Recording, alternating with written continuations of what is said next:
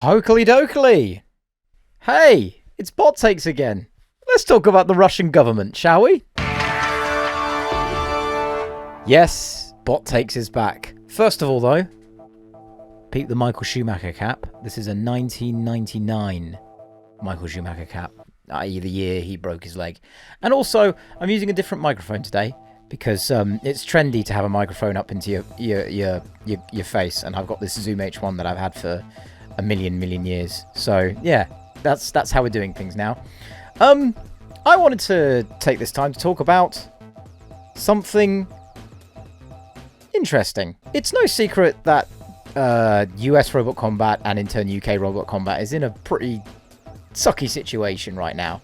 Like, okay, BattleBots Face-Offs is slowly being released, as we all know, or at least some of us know. There are obviously UK live scene stuff, there's Mechmania. To put it simply, robot combat is in a pretty sucky situation at the moment. It's nearing what I would like to call the second Dark Age, where the first Dark Age being when BattleBots and Robot Wars were both cancelled within 2 years of each other. Now, in this big hole has come a new major heavyweight competition, and this is a full combat competition as well. It's in Russia. Make of that what you will. It's sponsored by the Russian government.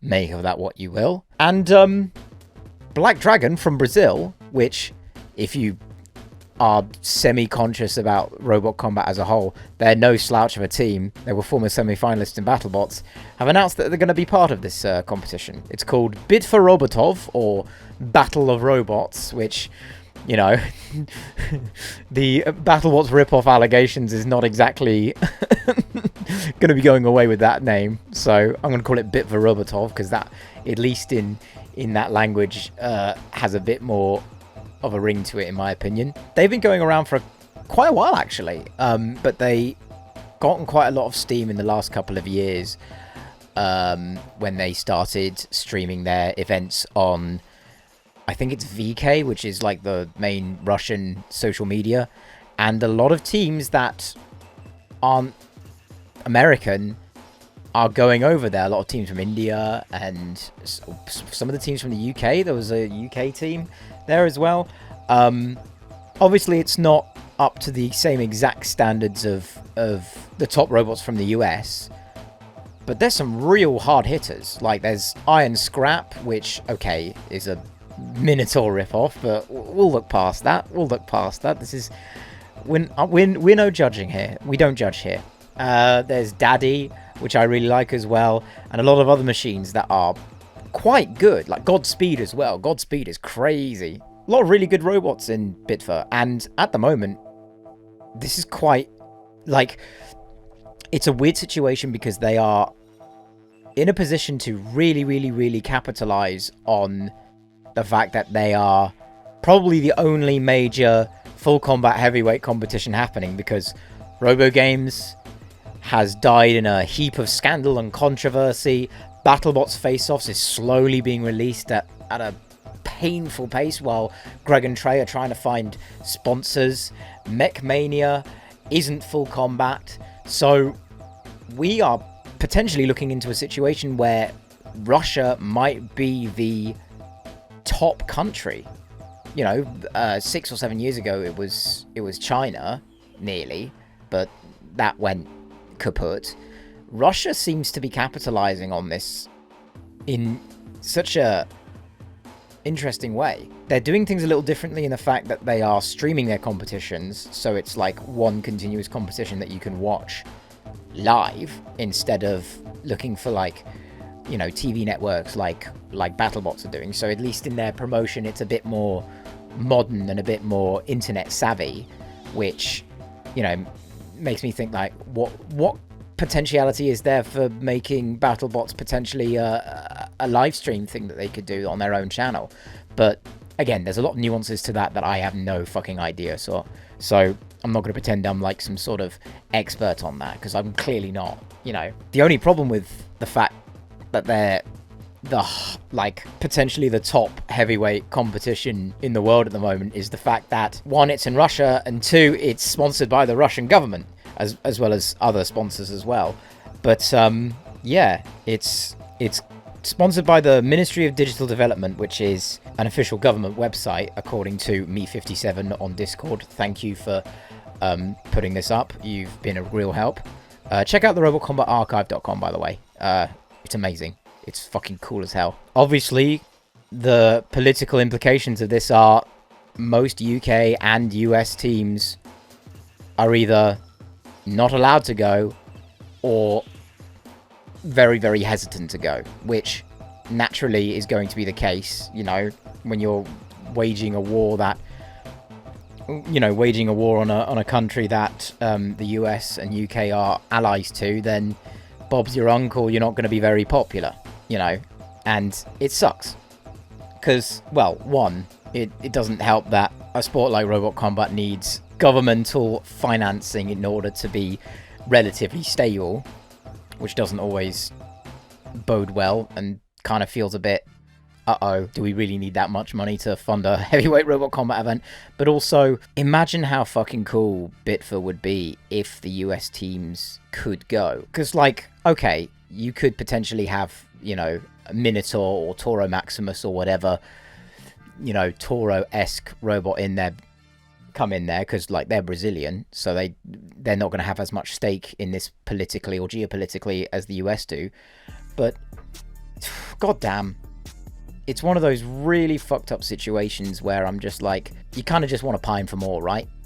Like, imagine how cool the fucking situation would be if Bitfer could get bots genuinely from around the world, because, like, Robot Combat, rather naturally, because it started out in the USA, has a lot of US emphasis. Like, the best bots are mostly from the US. While yes, it is in the best possible position it could be, despite the situations, it's going to take a lot of time for them to be the actual, like, benchmarks for, you know, technological advancements. Because, like, how long is it going to be until we get a blip type robot in Russian Robot Combat? Like, I very much doubt that will be the case. You know, they're always going to be copying the US, because the US are and have always been the benchmark, so they're going to have the most technologically advanced stuff.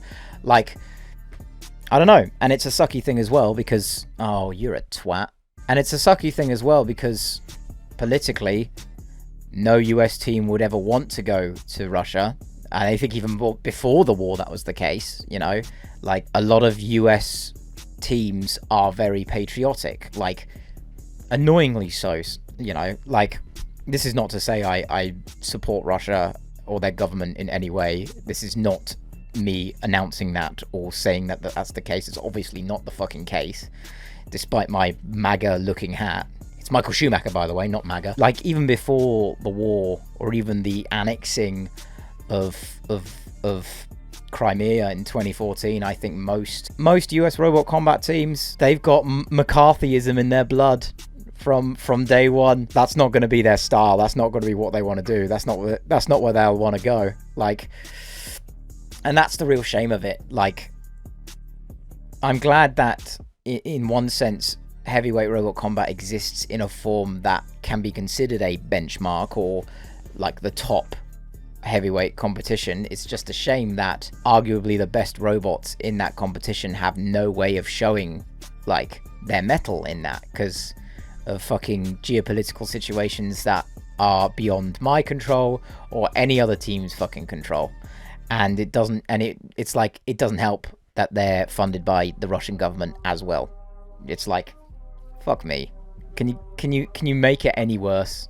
It's like, if KOB or This Is Fighting Robots was funded by the CCP, then no fucking US team would be going there. Like, John Maladnik would be fucking running for the hills. I'll tell you that fucking much. It sucks because Bitfer is striving at a point where US Robot Combat is very much not. US Robot Combat is in a very difficult situation.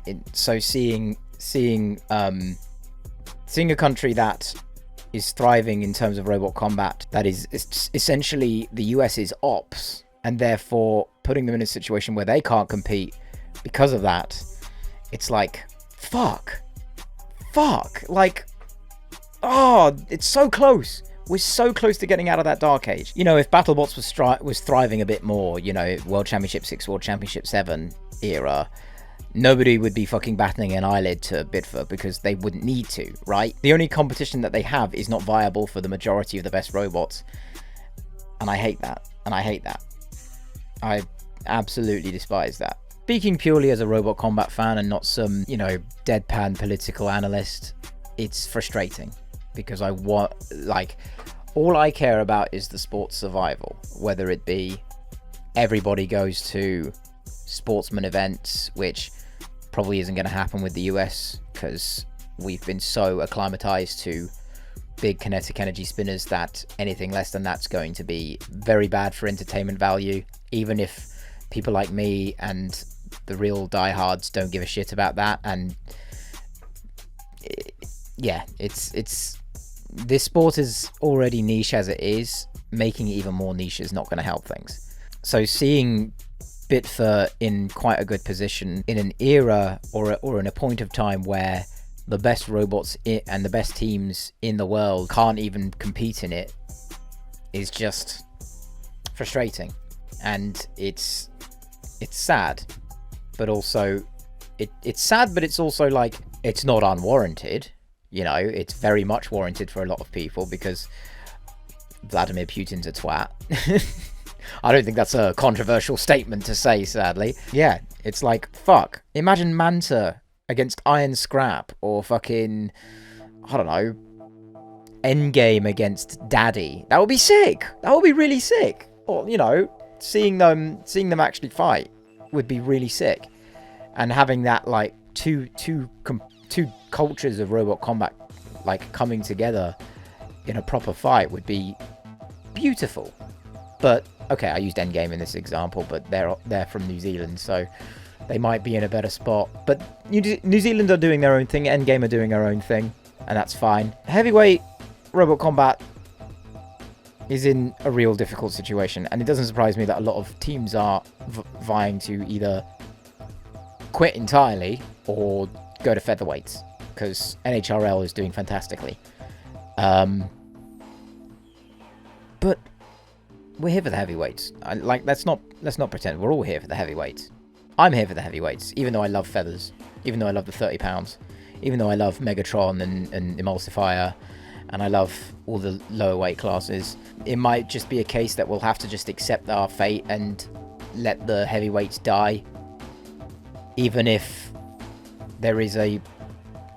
Because, like, there's nothing we can do. There's absolutely nothing we can do. We can't just go up to Vladimir Putin and be like, hey, please stop invading Ukraine, please, because we want to fight robots over in your country. Please, please, for me. There's nothing we can do. Unless fucking Zelensky used to watch Robot Wars as a kid. Isn't going to happen. And that's the sad thing of it. Should we, as a community, just decide, fuck it, heavyweights are dead, let's just focus our beans on featherweights and then come back to it when shit's not so hot? Or do we try and beat the dead horse a bit more and hope that the heavyweights will somehow happen? Who knows? You know, I imagine a lot of builders would have especially US builders and builders from Russia and countries that are going to, or teams that are going to Bitfer would be in a better position to speak about this than I am. But until then, fucking who knows what will happen. I'm sorry this isn't a more optimistic one, but you know, Dark Ages 2, baby, woohoo! And I'll be there to document whatever I want about it. It might be fucking nothing, or it might be something, or it might be everything.